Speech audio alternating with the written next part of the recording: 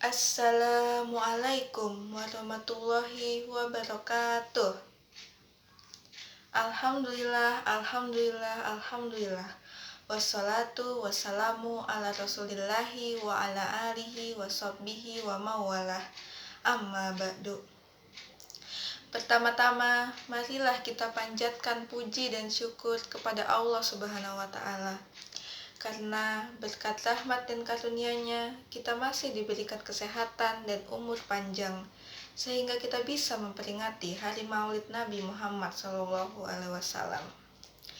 Tak lupa, sholawat serta salam kita junjungkan kepada Nabi besar Muhammad SAW, kepada para keluarganya, para sahabatnya, dan para umatnya. Semoga kita kelak menjadi pengikutnya di akhir zaman nanti. Amin ya rabbal alamin. Yang terhormat para dewan juri, yang terhormat Bapak dan Ibu guru, serta teman-teman seperjuangan yang saya cintai dan saya banggakan, yang mudah-mudahan selalu dirahmati oleh Allah Subhanahu wa Ta'ala. Amin ya rabbal alamin. Pada kesempatan kali ini, izinkanlah saya, Salma Hairunisa, dari kelas 11 MIPA 5 menyampaikan pidato singkat tentang cara mencintai dan meneladani sifat Rasulullah di masa modern. Setiap dari kita wajib bersyukur kepada Allah Ta'ala atas diutusnya Nabi yang mulia Nabi Muhammad SAW, dan juga wajib mencintai beliau sesuai dengan apa yang diajarkan oleh Allah Ta'ala dan Rasulnya. Allah Ta'ala berfirman dalam surat At-Taubah ayat 24 yang artinya, katakanlah, jika bapak-bapak, anak-anak, saudara-saudara, istri-istri, kaum keluargamu, harta kekayaan yang kamu usahakan, perniagaan yang kamu khawatiri kerugiannya, dan tempat tinggal yang kamu sukai adalah lebih kamu cintai dari Allah dan Rasulnya, maka tunggulah sampai Allah mendatangkan keputusannya. Dan Allah tidak memberi petunjuk kepada orang yang fasik. Surat At-Taubah ayat 24. Rasulullah pernah berkata, ia akan duduk bersama dengan orang yang dicintainya. Maka dari itu teman-teman sekalian, marilah kita mendekatkan diri kepada Rasul. Mencintai Rasul, niscaya hidupmu akan lebih damai, hidupmu akan tentram, dan akan diberi kemudahan. Teman-teman sekalian, bagaimana cara kita mencintai Rasulullah?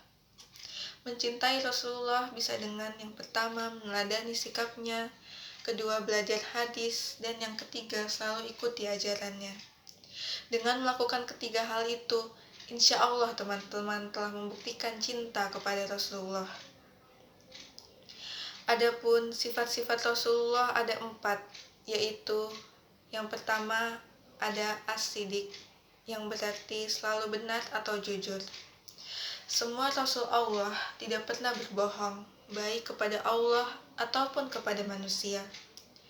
Semua perkataan yang terucap dari mulut Rasul selalu benar dan jujur.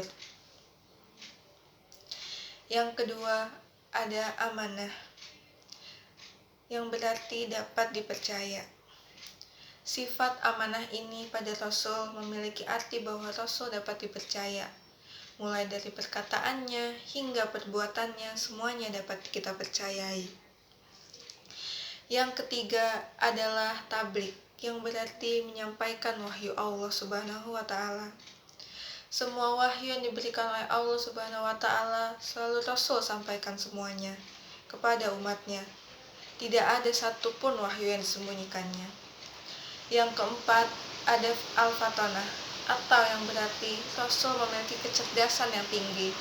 Sifat ini wajib dimiliki oleh Rasul demi memerangi dan mengajak mereka yang masih enggan berjalan di jalan Allah Subhanahu wa Ta'ala.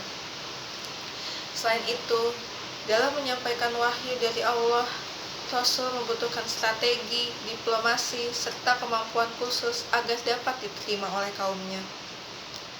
Keteladanan lain yang bisa diambil adalah sikap untuk beragama secara inklusif dan terbuka. Nabi Muhammad SAW selalu memberi ruang kepada siapapun untuk berbeda pandangan. Beberapa pandangan memang harus kita jadikan sebagai hasanah untuk memperkaya perspektif. Sebab Rasulullah juga tidak pernah memaksakan pandangannya kepada siapapun. termasuk dalam berdakwah kepada umatnya. Beliau mengajarkan bagaimana mendakwahkan Islam dengan cara-cara yang makruf, santun, dan tanpa kekerasan serta caci maki. Seperti kita ketahui bersama, di zaman modern saat ini, marakah caci maki di media sosial sebagai bagian kecil dari perkembangan dunia digital adalah bukti bahwa masih ada problem serius yang harus kita hadapi. Kerukunan antar umat terus diganggu dengan merebaknya hoaks dan ujaran kebencian, sehingga kunci penyelesaiannya dalam permasalahan tersebut adalah bagaimana kita meneladani Rasulullah dalam bersikap yang penuh kesantunan dan ma'ruf. Banyak hal yang bisa kita jadikan teladan dari diri Rasulullah SAW, yaitu salah satunya adalah kesabaran yang selalu ditunjukkan ketika Nabi disakiti. Tidak pernah sedikit pun ada niatan untuk membalasnya. Di era modern seperti sekarang ini, sulit sekali menemukan orang yang begitu sabar seperti yang ditunjukkan oleh Rasulullah. Terlebih ketika orang tersebut telah terprovokasi oleh berita hoaks dan ujaran kebencian. Kondisi seperti ini yang sering terjadi di era saat ini. Banyak kejadian yang tidak diinginkan terjadi akibat terprovokasi informasi di media sosial. Amarah kelompok tertentu tidak tertahan dan dilampiaskan dengan melakukan perusakan atau tindak kekerasan. Meski era modern memberikan kemudahan bagi siapa saja untuk mendapatkan informasi yang valid, kenyataannya budaya literasi dan cek-recek di tingkat masyarakat masih sangat lemah. Akibatnya, kerukunan antar umat beragama menjadi hal sulit untuk diwujudkan. Padahal, Piagam Madinah telah mengajarkan tentang pluralisme, toleransi, dan saling menghormati antar sesama. Semestinya di era ketika ilmu pengetahuan dan informasi menjadi raja, semestinya tingkat literasi pun juga menguat dan tingkat kesabaran masyarakat semestinya juga bisa lebih terjaga. Karena mau bohong atau memprovokasi dan hal apapun akan dengan sangat mudah untuk terlacak berkat kecanggihan teknologi. Teman-teman sekalian, meneladani sikap Rasulullah memang tidak mudah dan membutuhkan banyak rintangan. Namun, dengan cinta dan niatan kita kepadanya, insya Allah kita pasti bisa melakukannya.